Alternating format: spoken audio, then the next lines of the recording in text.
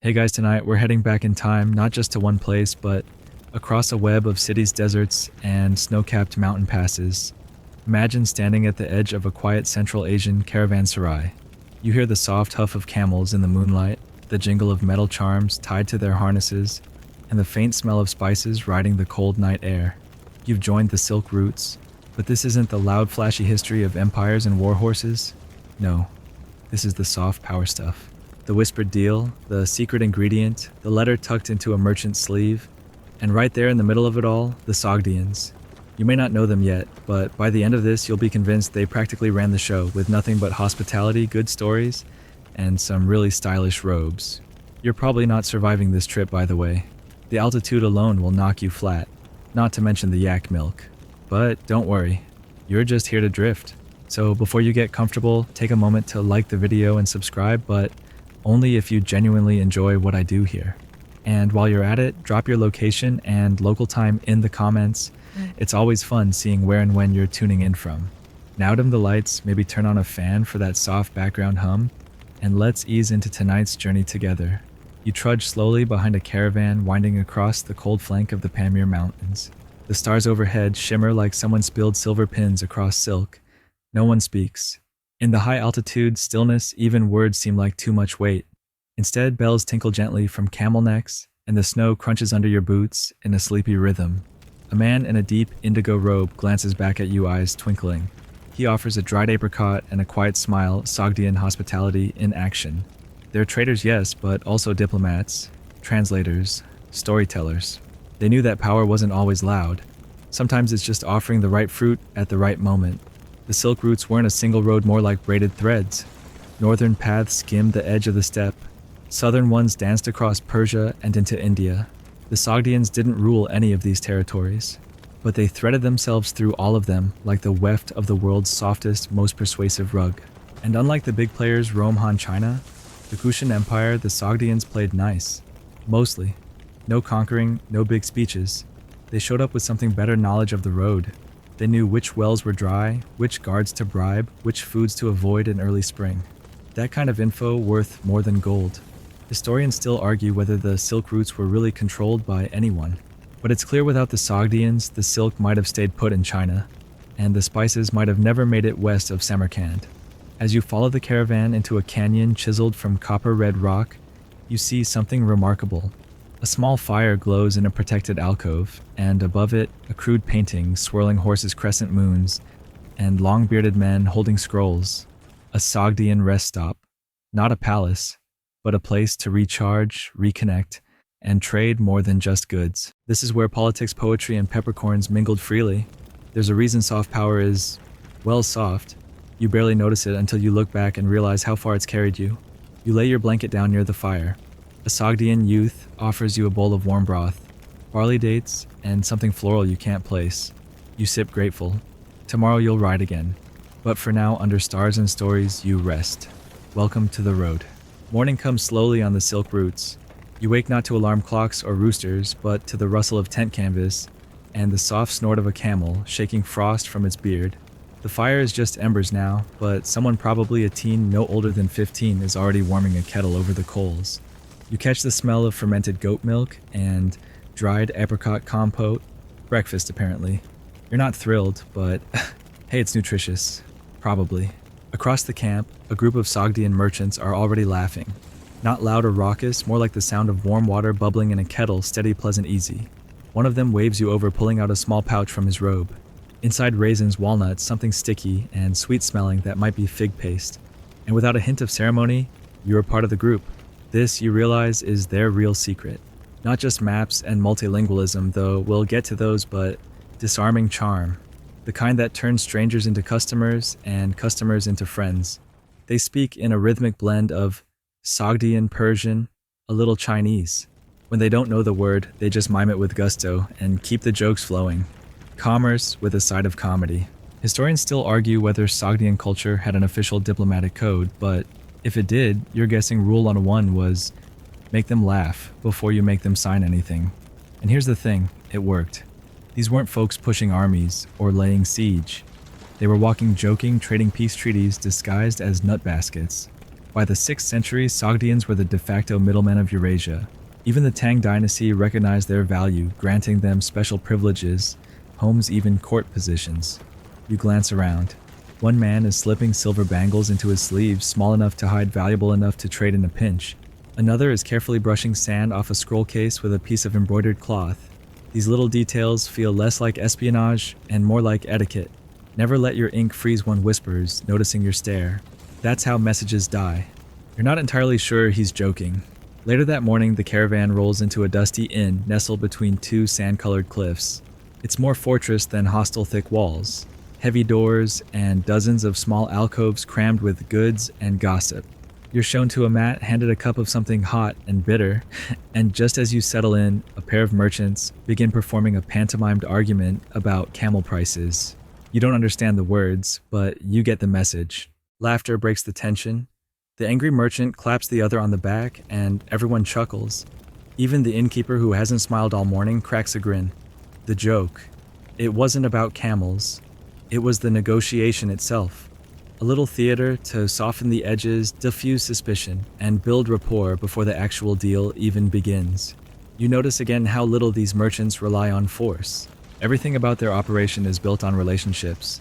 Knowing names, remembering birthdays, laughing at the same stories. They're the Silk Routes version of cool uncles, except instead of candy, they carry medicinal saffron and rare manuscripts. Oh, and raisins.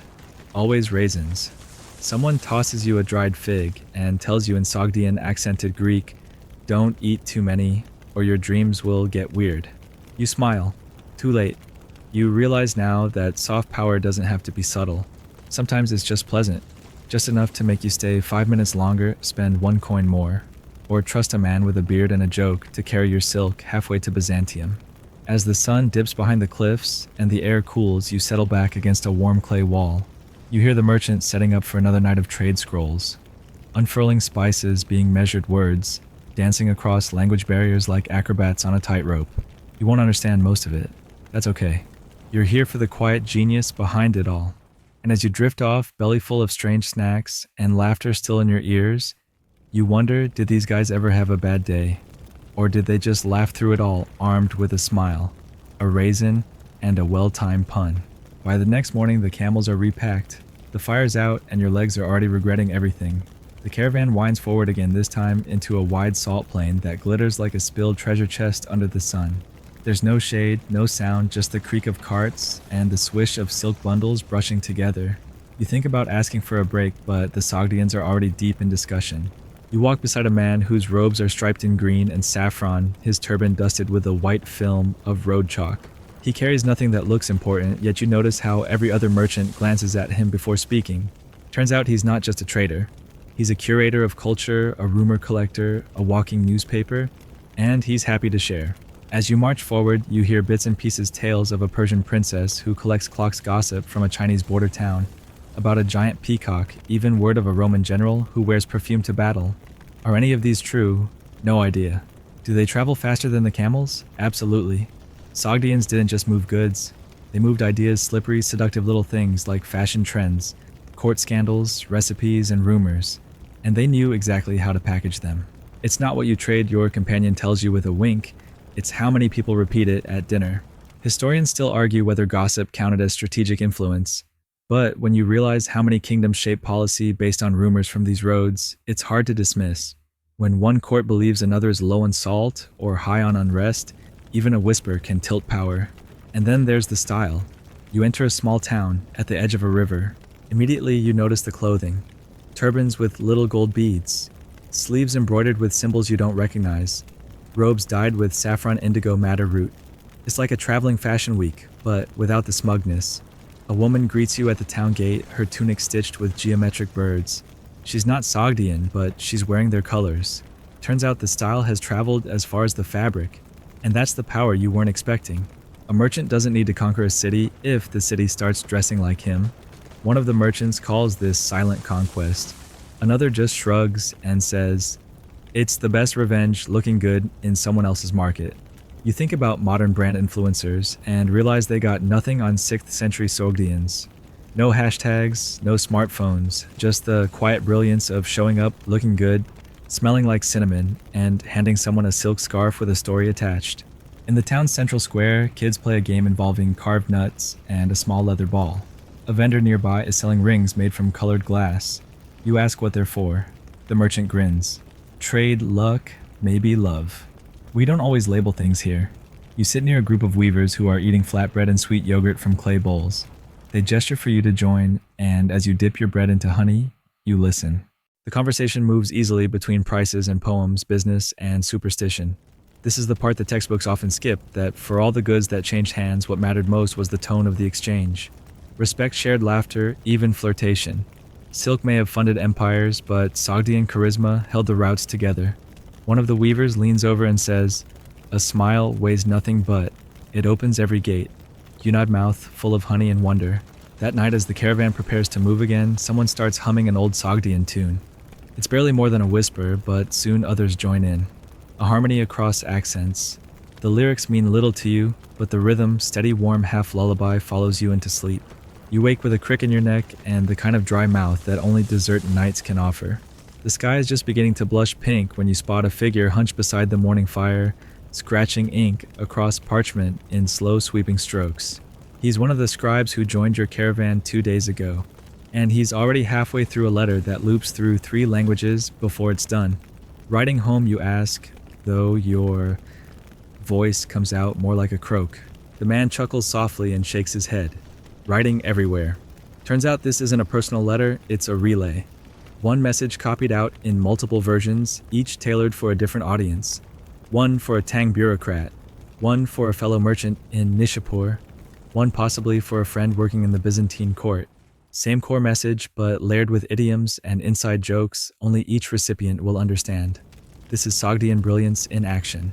Historians still argue whether Sogdians had a formal postal network, but archaeological finds, especially letters buried in sand near Dunhuang, show how staggeringly far and fast their correspondence reached.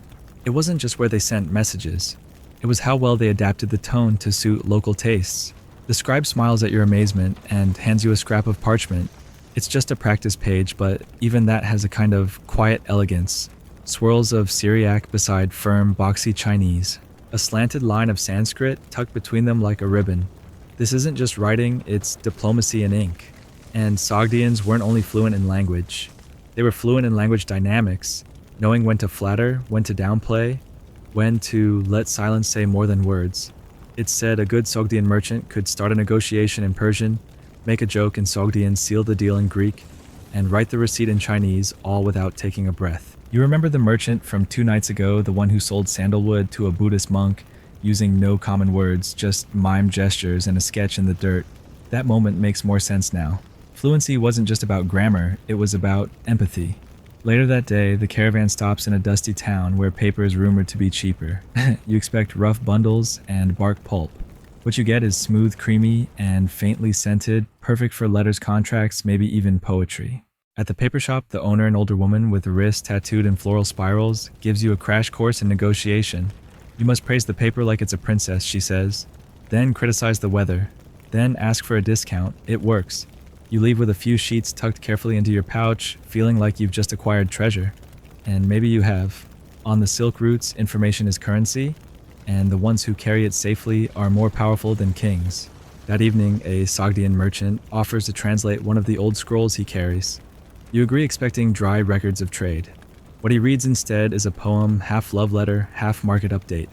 It ends with a riddle about pears. When you ask why he bothered to memorize it, he just shrugs.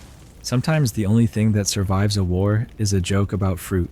You sit by the fire, listening to him speak in smooth, practiced tones, and you begin to understand the soft power of language, not just the words themselves, but their rhythm, their melody. The way a letter can warm someone's hands, even after crossing 1,000 miles. In the distance, the sound of hooves marks the arrival of another caravan. They're Sogdian too, or at least led by one. You can tell by the patterned sash, the easy swagger, and the way their scroll satchels seems more prized than their sword. 2 of the scribes exchange greetings in rapid, joking shorthand. You don't catch the full meaning, but you feel it, the familiarity. The respect, the slightly smug pride of professionals who know the world runs smoother because of their words. As you curl up again beneath the stars, parchment tucked safely beside you, one final thought, flickers through your mind, anyone can speak. But to be heard, truly heard across borders and centuries, that's a kind of magic the Sogdians mastered long ago. The sun rises hotter today, pressing down like a thick wool blanket across the open steppe. You tighten your scarf, sip water slowly, and keep your eyes on the horizon. It's not long before the caravan approaches a crossroads, one path, veering toward the snow-lined passes of the north, another heading down into lowland heat and dust. The lead merchant pauses, consults with a wiry man in a plum-colored robe, then gestures south. You follow. It's not long before you begin to notice the shift, not just in the landscape, but in what people wear. Tunics now hang, looser hats grow wider, and there's more embroidery, more flair. The Sogdians adapt as if born to it. In fact, they kind of were. As you pass a cluster of pomegranate trees beside a dry creek bed, one of the traders waves you over. "You want to understand power," he says, pulling a folded square of blue-green cloth from his saddlebag. "Look at this. It's silk bright, impossibly fine, with a subtle wave pattern woven directly into the threads. It shimmers in the sunlight like fish scales. Chinese, you guess." He shakes his head. "Inspired by China, made in Samarkand." Then he unfolds another coarser, thicker, stamped with bold geometric patterns. This one, Persia. Then a third, softer, earth-toned, with embroidered bands stitched in metallic thread. Tibetan trade. All of it, us. You suddenly realize you're holding fashion history in your hands. The Sogdians didn't just carry styles, they mixed, matched, and transformed them. A little tang flourish here, a Persian hem. There a dash of Kushan drama in the color palette. Each robe was like a travel diary written in thread. Historians still argue whether Sogdians actively influence fashion or simply follow the trends. But standing there, 3 tunics deep in fabric gossip, you know the truth is more tangled than that. Influence wasn't a straight line, it was a braid. And the Sogdians had the nimblest fingers on the road. At the next caravanserai, you're shown a dressing room, more of a padded tent lined with mirrored bronze and pegs shaped like lotus blossoms. A pair of merchants are laughing as they compare belts. One pulls out a lacquered box of buttons shaped like bird claws. "Northern steppe chic," he grins. "Very in right now. What you're witnessing isn't superficial. These fashion details speak.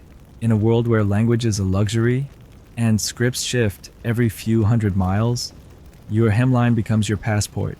That twisted sash knot, it says you've been to Balk. That little tassel, shaped like a horse hoof, it tells people you've traded with nomads. Clothing is communication, and the Sogdians fluent." Later that night, you catch a glimpse of a young Sogdian boy being fitted for a new robe by 2 older relatives. It's a soft moment, gentle teasing fabric draped and pinned, a belt tied just a little too tight to make him laugh. But even here, the symbolism is precise. The patterns chosen are not random. They echo ancestral lines, regions visited, alliances formed. You're watching heritage tailored into silk. A woman nearby, clearly respected with silver strands woven into her hair, leans in and whispers, "What you wear tells people who trust you." Then she winks. Also whether they should raise your price, and it wasn't just about looking good. Clothing offered subtle security. Traders wore hidden pockets sewn into cuffs for coins or charms. Some cloaks had stitched-in prayers meant to ward off bandits or illness. One Sogdian even shows you his sleeve, which has a quote from a Persian love poem embroidered inside. To remind me to be charming, he says deadpan. You laugh, and he raises an eyebrow. "No, really. If I forget to smile, my margins drop." By the time you curl up that night in a communal tent, your own blanket now draped with a borrowed Sogdian sash, you've started to notice the small things. How these merchants constantly adjust to the people around them, not in a deceptive way, but in a curious one. You get the sense they're always learning, always refining. Even their fashion isn't fixed. It breathes, absorbs, responds. Some people conquer with weapons, others with law. The Sogdians. They conquer with a look, a color, a confident fold of fabric. And as sleep pulls at your limbs, one last thought twirls like silk across your mind. Maybe soft power is just knowing how to wrap yourself in the world and still feel like yourself. The next morning you wake to the sound of a pot's clinking hooves clattering and something bubbling gently in a large clay pot over the fire. Breakfast today smells diplomatic. There's a stew of lentils and lamb simmering beside a smaller dish of cinnamon rice. Someone's roasting almonds. Someone else is slicing dried apricots with a small curved blade. The Sogdians are preparing for guests. You soon learn that today's stop includes a rare treat a hosted meal with traveling envoys from the Gupta region. Saudians, ever the masters of soft power, don't just trade across cultures, they dine across them. And food is a universal handshake. You're invited to help carry the dishes to a shaded awning at the edge of a small garden courtyard. The air here smells of mint and roast fennel, and beneath the rustling cloth canopy, low tables are arranged with cushions, polished drinking bowls, and carved spoons shaped like bird feathers. It's beautiful, yes, but more than that, it's deliberate. Seating is calculated. You're placed near a younger Sogdian merchant who grins at you and whispers, "I'm here to make sure you don't drink the rice vinegar by mistake." Noted. The guests arrive, 5 of them, robes gold and red, draped elegantly, every gesture graceful. Their leader, a man with a soft voice and sharper eyes, offers a respectful nod. The Sogdians respond not with fanfare, but with warmth. Palms open. Smiles easy. A bowl passed hand to hand without spilling. The meal begins. There's barely any small talk at first. Just murmurs of appreciation, bites taken slowly, and long pauses filled with polite eyebrow raises. But then one of the Sogdians tells a story, something about a camel who refused to walk unless fed saffron-dyed oats. A gentle laugh rises around the table. Then a second joke. Then someone shares a proverb about frogs predicting sandstorms. And just like that, the ice cracks. This is where Sogdian soft power thrives, not in declarations, but in soup. Not in signatures, but in shared citrus preserves. Historians still argue whether the Sogdians had an organized foreign policy, but meals like this were policy in action. A successful dinner could open roots, shift loyalties, and plant seeds that bloomed into treaties a generation later. As the meal winds down, someone presents a tray of candied ginger and cardamom sweets shaped like tiny mountains. The Gupta envoy smiles and says, "In our court, we serve these when we want to forget old grudges." The Sogdian host nods thoughtfully and replies, "Then may we all forget quite a lot together." You find yourself grinning as warm spiced tea is poured. It's not about the calories or even the flavor. It's the care, the conversation, the 1,000 little details that show effort, attention, and mutual respect. And you realize soft power is always about making the other person feel seen. Later, as the guests prepare to leave, a small exchange takes place. A scroll case tied with blue ribbon changes hands. It contains no map, no demand. Just a poem written in 2 languages composed collaboratively during the meal. It's silly and sentimental and clearly valuable to both sides. The guests bow. The Sogdians bow deeper. And the next phase of diplomacy is secured with almonds, laughter, and a shared verse about stubborn camels. That night you lie under the stars with a taste of candied ginger still on your tongue and the memory of velvet-toned voices lingering in your ears. You wonder how many wars could have been avoided if more leaders had been fed like this. And then a quiet voice near you says, "Tomorrow we eat with monks." Totally different vibe. Less sass, more rice. You chuckle and sleep takes you before you can reply. Morning comes with the smell of boiled millet and a distant chant. The monks have arrived barefoot, wrapped in ochre robes, and trailed by a light fragrance of sandalwood and dust. Unlike the exuberant Gupta diplomats from the night before, these men carry almost nothing. Just prayer beads, rolled scrolls, and an air of calm that quiets the whole camp. The Sogdians shift easily. Gone are the spicy jokes and ornate trays. Today's mood is muted, respectful. The rugs are laid out plain. The food is humble barley porridge, steamed greens, and something that looks suspiciously like boiled turnips. You kneel beside a young Sogdian merchant who leans close and murmurs, "Don't compliment the soup. Just nod thoughtfully." They'll appreciate the silence. The monks eat slowly, deliberately. In return, the Sogdians offer them not just breakfast, but small comforts, fresh paper, a little ink, a pinch of saffron folded neatly into a leaf. These gifts aren't traded, they're offered with the quiet understanding that they'll be remembered and returned in some way someday. And here again you see the subtle strength of the Sogdian way. In a world that valued power shown through armies and fortresses, they chose instead to build networks based on favors, goodwill, and impeccable timing. One monk produces a scroll worn but clearly treasured. It's a list of sorts. Temples, safe houses, water wells, even sleeping spots tucked behind certain shrines. The Sogdian merchant beside you reads it carefully, nodding at familiar names, committing unfamiliar ones to memory. This is more than a map. It's a lifeline, routes known only to those trusted enough to carry them. Historians still argue whether these religious alliances were strategic or sincere, but Sogdians didn't seem to draw a hard line between the two. Their worldview was fluid, shaped by experience and layered belief systems. They built Buddhist temples in China, funded Zoroastrian rituals in Samarkand, and still offered frankincense to minor river gods just in case. Later, you walk with one of the monks to a grove outside the camp. The air is cool, the shade welcome. He tells you slowly in broken Persian about a temple built halfway up a cliff in western China, painted top to bottom in scenes from the life of the Buddha. Your people helped fund it, he says with a small smile, because they believed in beauty and foot traffic. You laugh softly. It makes sense. A temple by the road attracts pilgrims. Pilgrims need food. Food leads to markets. Markets bring traders. And so, with a donation and a mural, the Sogdians earned not just merit, but customers. As you walk back toward camp, you pass a shrine tucked into a bend in the road. Someone's left an offering, a strip of silk tied to a tree branch, fluttering gently. It's deep blue, patterned with crescent moons. Classic Sogdian touch. No one's watching. No one has to. In the evening, the monks are gone off to wherever monks go, but the feeling lingers. The camp is quiet tonight, hushed in a kind of reverent afterglow. The merchants speak in lower tones. The jokes are softer. Even the camels seem subdued. You wrap yourself in your borrowed sash and lie back beneath the stars.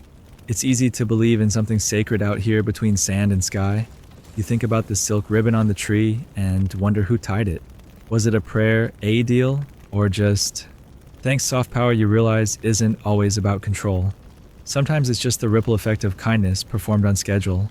The trade routes were filled with those ripples, small acts that grew into bonds, and bonds that shaped empires. As your eyes close, a breeze brushes past, cool and dry. You imagine it carrying whispers, blessings, maybe even the trace scent of saffron from a morning offering. Sleep follows, quiet and complete. The next stretch of the journey winds into dry grasslands where the wind hums through the tall stalks like a low flute. You ride near the middle of the caravan now, half out of choice, half out of exhaustion. The rhythm of travel has softened you, your feet ache less. Your scarf stays tied on the first try, and you've stopped flinching every time someone offers fermented mare's milk. Today's topic of conversation, mythology. But not just one kind, all kinds. And if there's one thing Sogdians adore more than raisins and silk, it's stories with mileage. You listen as two older merchants trade tales while walking. One spins the story of a flying elephant said to live in a cave near the Indus River. The other counters with a legend of a fox spirit that leads caravans astray with riddles and dancing lights. Neither seems to care which is real. What matters is how well the story travels. The younger merchants jump in with enthusiasm. One insists the desert wind speaks the names of forgotten gods during dust storms. Another swears he once saw a monk turn a poisoned apricot into gold with a chant. The fact that no one laughs tells you all you need to know. These stories aren't jokes. They're soft tools used to soothe, to explain, to enchant, to sell. Historians still argue whether these myths evolved organically or were merchanted into existence for diplomatic convenience. But if the Sogdians had a ministry of marketing, it definitely operated through folklore. As you crest a low hill, the group pauses at a wayside shrine, carved from stone and half swallowed by vines. No clear label, no priest, just a bowl of dried fruit and incense, long burned down to ash. A few Sogdians bow lightly. One mutters something about keeping all sides happy. You follow suit. This is a crossroads shrine, common along trade routes where symbols from multiple belief systems blur together. Here a Buddhist lotus, there a Zoroastrian flame. Tucked beneath the altar, a Greek coin bearing Athena's owl. If you squint, it almost looks like everyone got together and agreed, let's just cover our bases. Later that afternoon, you rest beneath a tree and a young merchant sits beside you, polishing a small pendant shaped like a lion with wings. You ask what it is. He shrugs. Could be a god, could be a mascot. My uncle said it protects against leg cramps. You nod wisely. Powerful stuff. He smirks, especially during long meetings. And that's the thing. These myths weren't just for show. They were portable cultural bridges. If you met someone who revered a thunder god, you told them about the mountain spirit who sings when it rains. If someone feared demons, you showed them your garlic charm and offered to swap ghost stories. In a world divided by language, faith and geography, stories were the shared currency. They could smooth an awkward negotiation, charm a suspicious innkeeper, or explain away a lost shipment with flair and a wink. As night falls, someone starts a fire near the edge of camp, and the youngest merchant, barely more than a teen, tells a tale. It's about a silkworm who dreamed of flying to the moon. In the dream, the moon weaves robes of starlight and wraps them around wandering souls to keep them warm. You lie back on your mat, the glow of the fire flickering across your closed eyelids, and listen to the murmured story echo against the quiet steppe. Soft power isn't just the strategy behind the scenes. Sometimes it's the way people choose to see the world not as enemies to conquer, but as friends to fascinate. You smile half asleep and whisper to yourself, the moon probably wears silk. You wake to the sound of hoofbeats, fast, rhythmic, insistent. Not the plodding pace of traders. These are the clipped steps of urgency. You sit up, rubbing your eyes just in time to see a dust-covered courier skid to a stop near the fire circle. He doesn't dismount, just leans down, whispers to the lead merchant, and hands over a small packet. Then he's off again, vanishing into the pale morning light like a ghost in saddle form. Relay runner, someone mutters nearby. Probably left Sogdiana 3 days ago.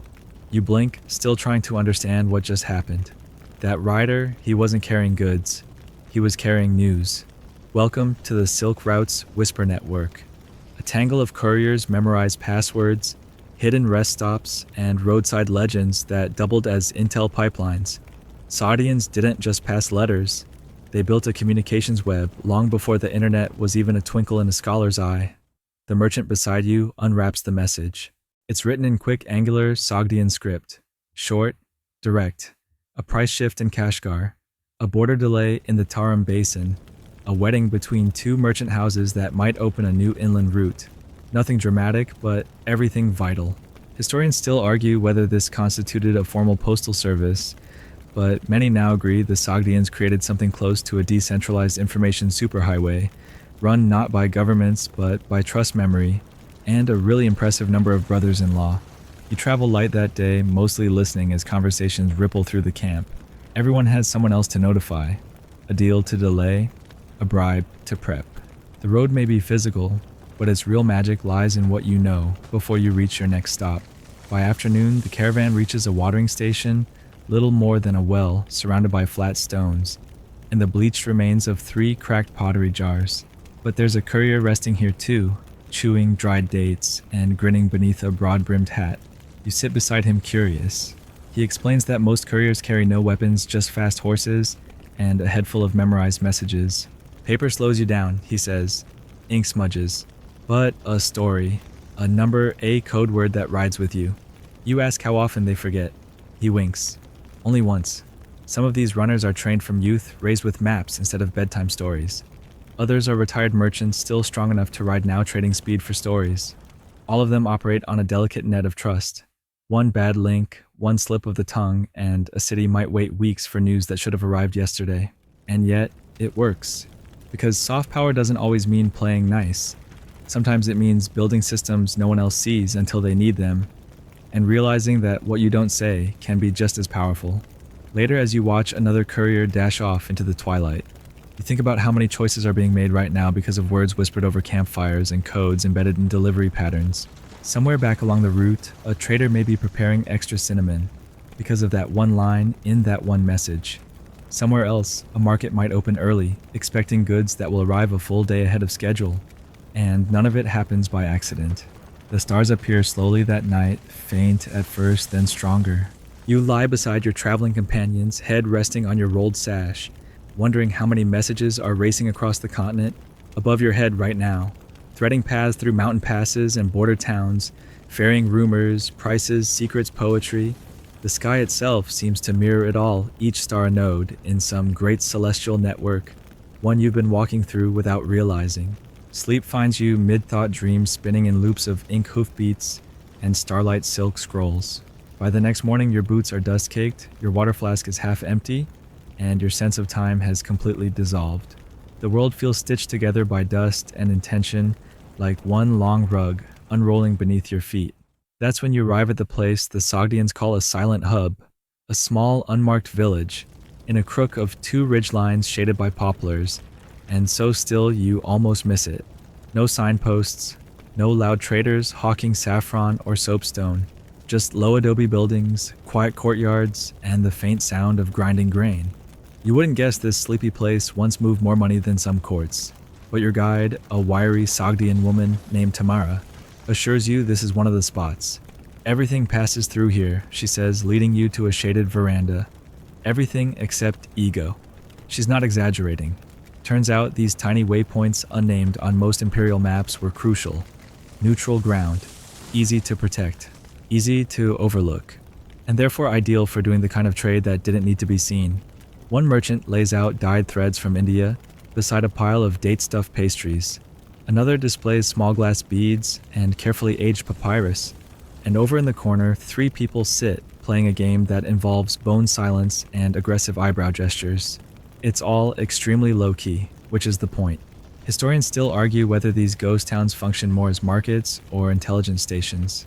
The answer is probably both. You feel it in the way people move here measured polite but aware.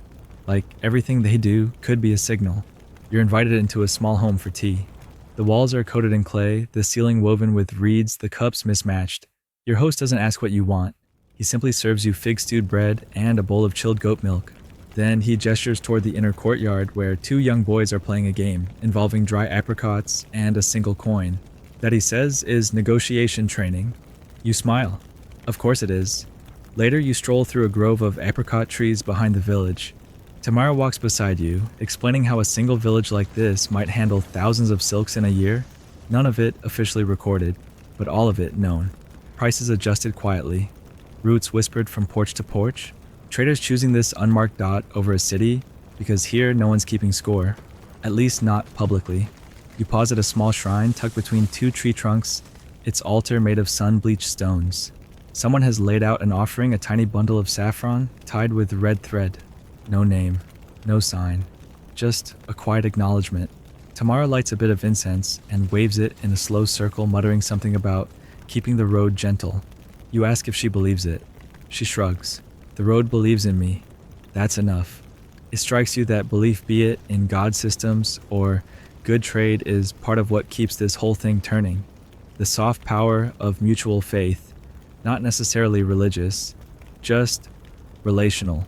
I trust you, you trust me, and neither of us needs to draw a sword.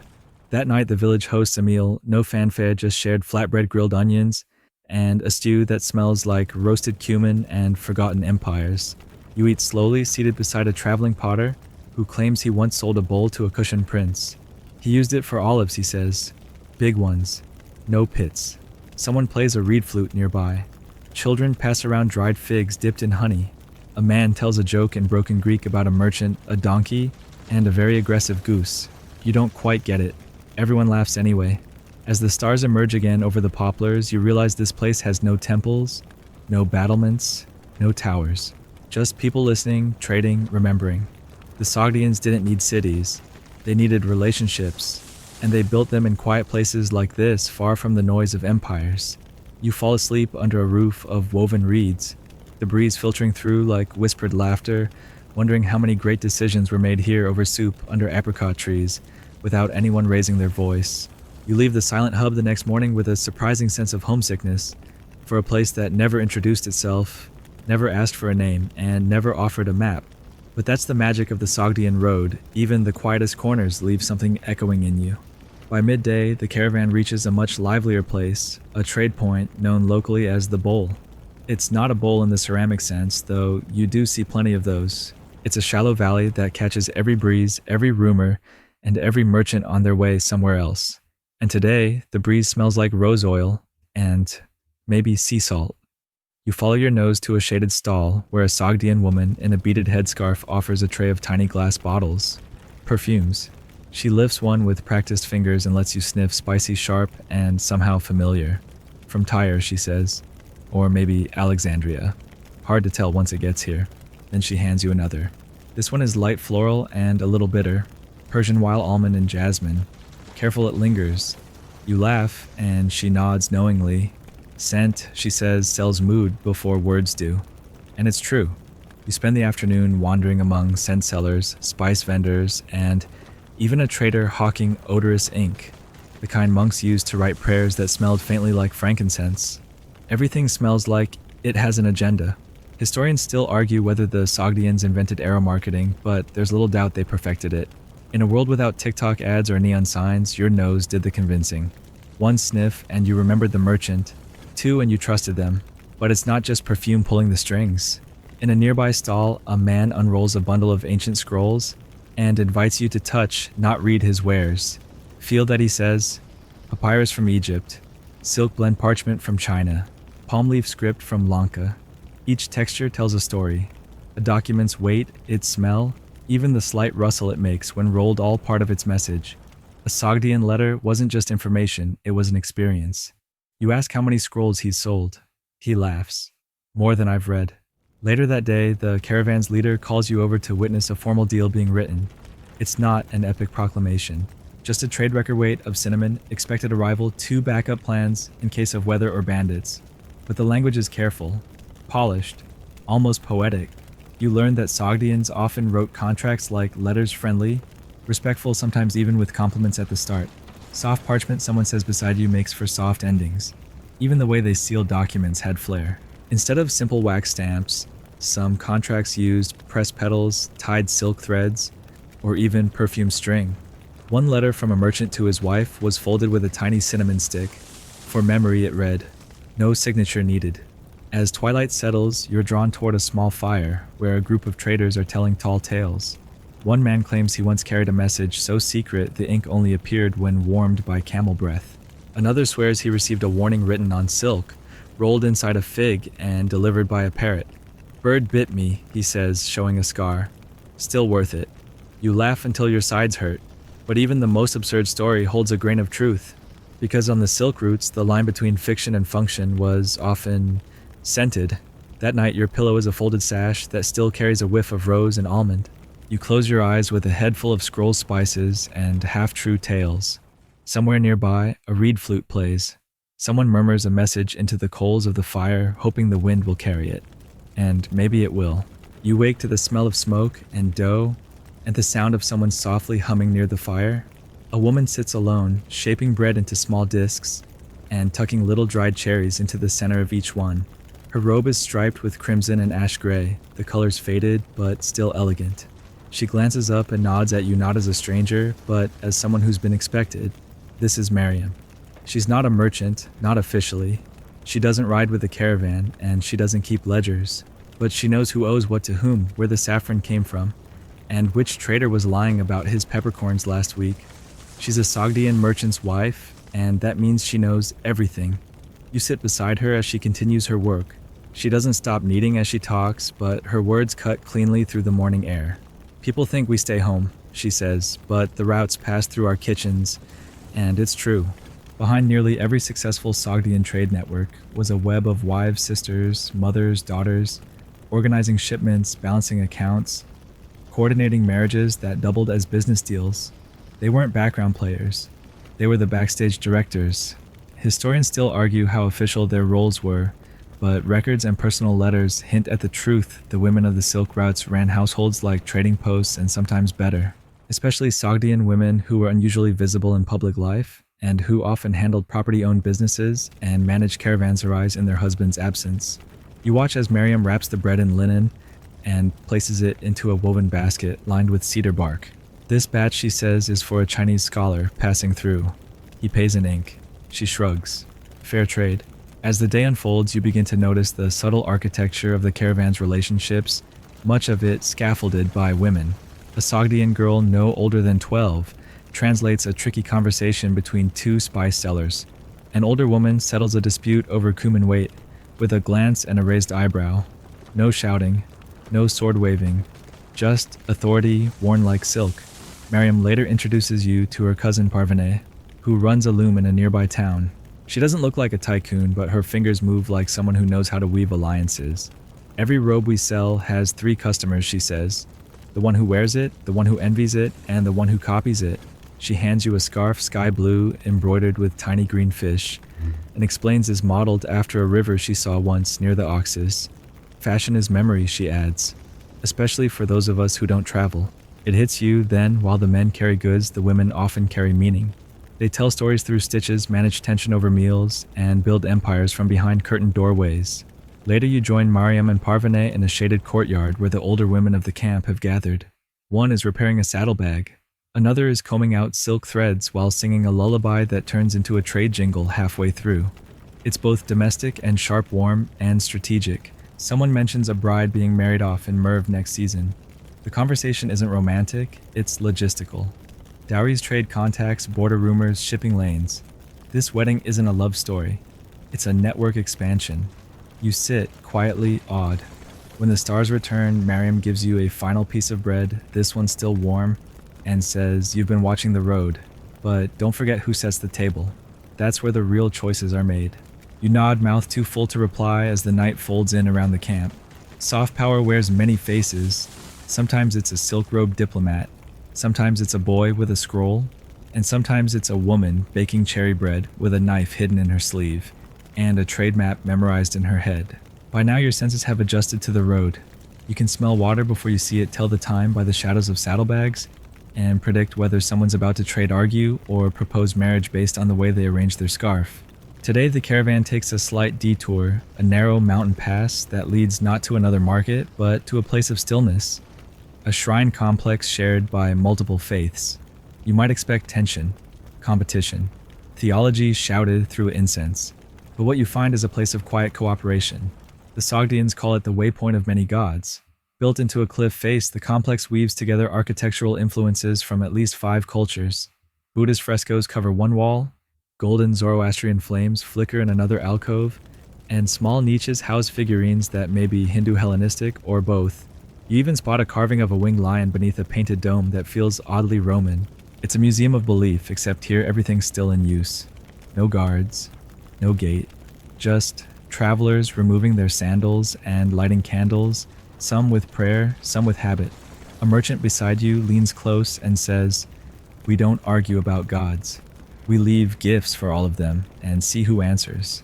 You step inside the main hall where the scent of incense mixes with cooled stone and dust. Murmured prayers echo in multiple languages, some of them chants, others closer to lullabies.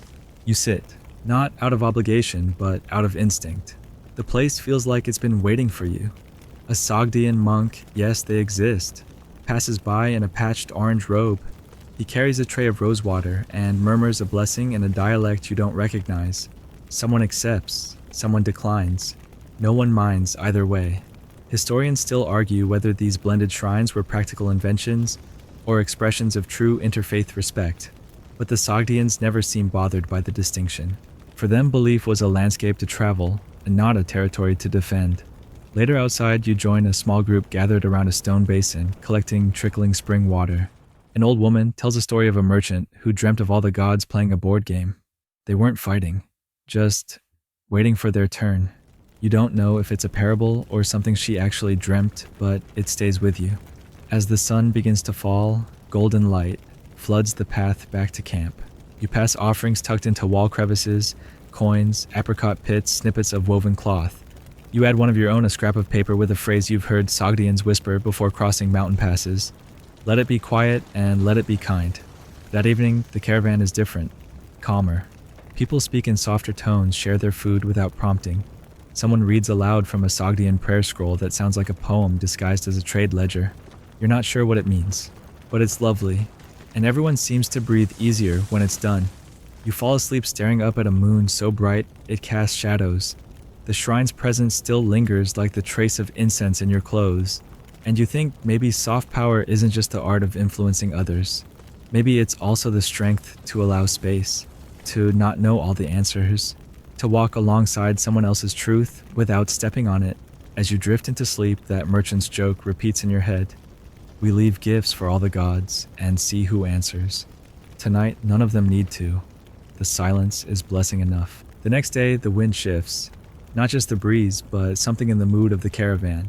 There's a different kind of alertness now, still quiet, still measured, but edged with caution. The merchants check their saddlebags twice. Swords are kept closer. Conversations dip in volume, and jokes are told with one eye on the horizon. You've entered one of those stretches of the road where bandits are a known variable, and bribes count as part of the packing list. Your guide doesn't say much, but her gait stiffens. "We'll go fast today," she says, "and we'll go generous." It doesn't take long before you understand what she means.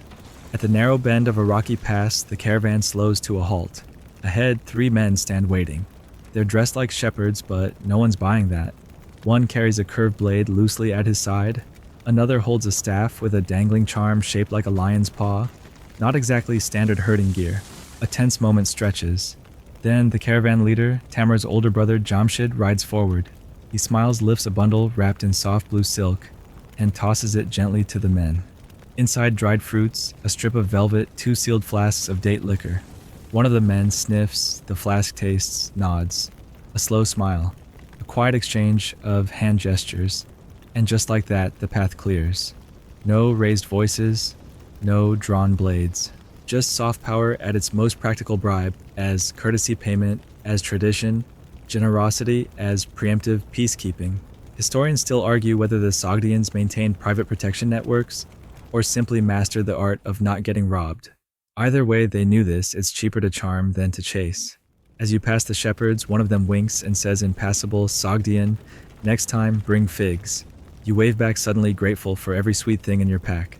Once past the ridge, the tension eases, but the lesson lingers.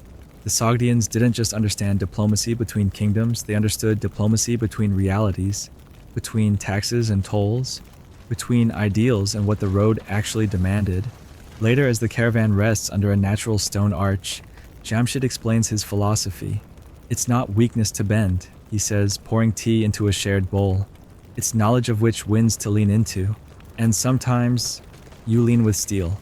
Because for all their skill in talking their way through tight spots, the Sogdians weren't pacifists. Hidden in the folds of their robes were knives, contracts, backup plans.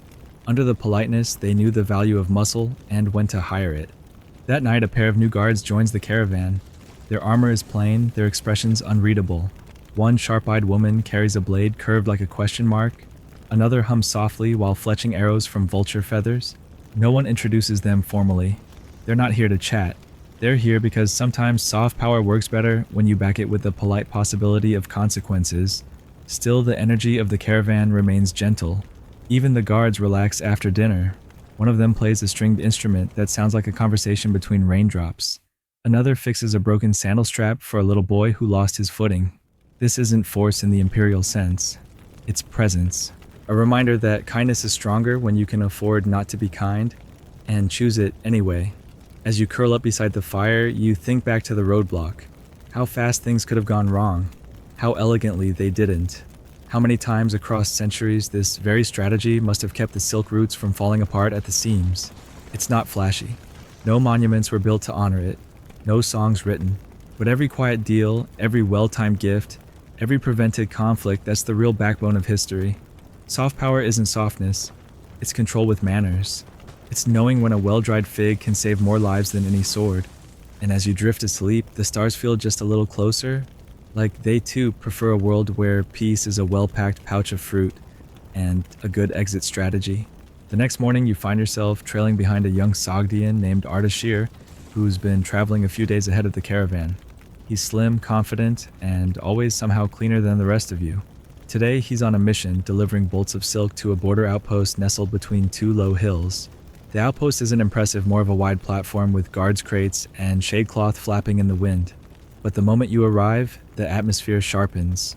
People stand straighter, voices lower, and everyone notices what Ardashir is carrying. He unties the first bundle slowly. Inside a length of pure white silk, so fine it floats like breath. Then comes a darker bolt crimson with woven medallions in gold thread. The last is sky blue, flecked with tiny pearls sewn into the edges. No fanfare, no announcements, just quiet reverence. These fabrics don't need an introduction. One of the guards gasps and whispers something to another tang weave. Another leans in closer. Or imitation, someone else mutters. Too smooth for a local work. Look at the fringe. That's the moment it hits you. This isn't just cloth. This is leverage. The Sogdians knew exactly how valuable silk could be, not just as luxury, but as language. A tool. A form of persuasion so delicate, it bypassed politics entirely. Silk was the closest thing to magic most people ever touched. Ardashir says nothing. He just waits. Lets the cloth speak. Eventually, an officer, older, sharper, approaches and offers a small wooden case in return. Inside, you glimpse lengths of dyed wool, copper wire, and what might be cinnamon bark. No one counts the items. No one argues. The balance is understood. Because in this world, beauty is value. Historians still argue whether Sogdian merchants were the originators of certain silk motifs or simply the best curators. Either way, their taste shaped empires. They didn't just carry bolts of fabric, they carried signals. Wearing a Sogdian selected pattern might suggest loyalty, taste, or even rebellion depending on the setting. Later that afternoon, back at camp, Tamara unfurls a sample for you.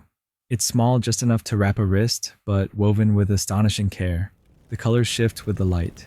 It's not flashy, but it commands your attention. This one, she says, once convinced a court to lower tariffs. They thought it was an omen. You raise an eyebrow. It was just good dye, she adds. But we didn't tell them that. You laugh, and she grins. Never underestimate a well-dressed merchant.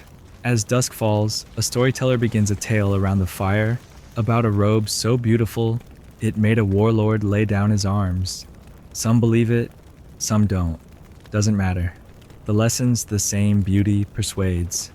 And persuasion, as you've learned, is the Sogdians' favorite currency. You fall asleep with your borrowed wrist wrap still tied on. You can't help but feel a little taller, a little wiser, a little more connected. Soft power, after all, isn't just about charm or strategy. Sometimes it's about knowing what to show and when to let silence do the selling. The following morning begins not with breakfast, but with questions, some whispered, some shouted across the loading area. A courier has arrived, with news a royal envoy is expected to pass near the caravan's route. Not just any envoy, either a party from the Chinese court traveling west with eyes, ears, and a very long memory. The Sogdians are already moving before the dust has settled. Robes are shaken out. Beards are combed. Scrolls are double-checked for tone. It's not about fear. It's about readiness. When power listens, you dress the part. Tamara sidles up next to you and mutters, "This is the moment most empires learn what we know, that everyone's watching, even when they say they're not." You follow the group toward a rocky bluff overlooking the road. From this height, it's possible to see the envoy long before they arrive. A dozen riders, a lacquered cart, banners that shimmer like dragon scales. You feel the ripple go through the Sogdians like wind through silk. But no one panics. No one hides. They wait. Ardashir steps forward when the envoy finally pauses nearby. His movements are unhurried, his voice low. He presents two items, a narrow scroll written in both Sogdian and Chinese, and a folded piece of fabric, a deep gold cloth embroidered with constellations. Not too flashy, not too humble. It's a message, yes, but also a performance. The Sogdians know how to speak through layers. Historians still argue whether these encounters were officially sanctioned or improvisational genius. Either way, they worked. What the Chinese court wrote down may have been dry trade agreements, but what they remembered were the small moments: a merchant quoting Confucius over apricot wine, a silk that matched the emperor's favorite canopy, a translator who recited poetry in 3 languages without blinking. After a quiet discussion, the envoy nods and accepts the gifts. Then, to your surprise, they offer something in return, a carved jade token bearing the symbol of wind. Tamara explains it's not just decoration. That, she says, means we've been heard. It's not official. It's not binding. But it is everything. You walk back to camp in silence, and the hush feels earned. The caravan is abuzz with low voices recounting every gesture, every phrase. Someone even claims Ardashir made the official laugh.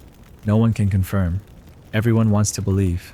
Later, as the group eats, Tamara pulls out an old document, a letter frayed at the edges, marked with both Persian and Hanara seals.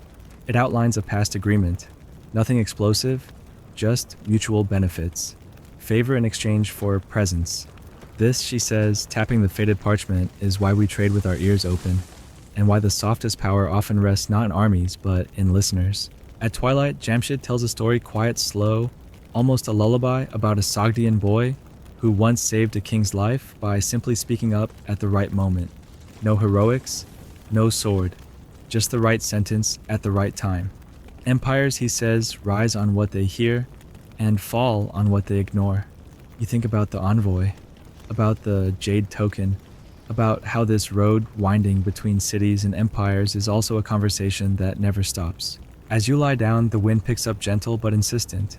It rustles the silks, taps the scrolls, moves through the camp like a memory, reminding you, even in silence, someone is listening. By now, the road feels like part of your skin, etched in dust on your hands, woven into your clothes, stitched into the rhythm of your breath. You've seen silk move empires, figs buy loyalty, and words tilt decisions.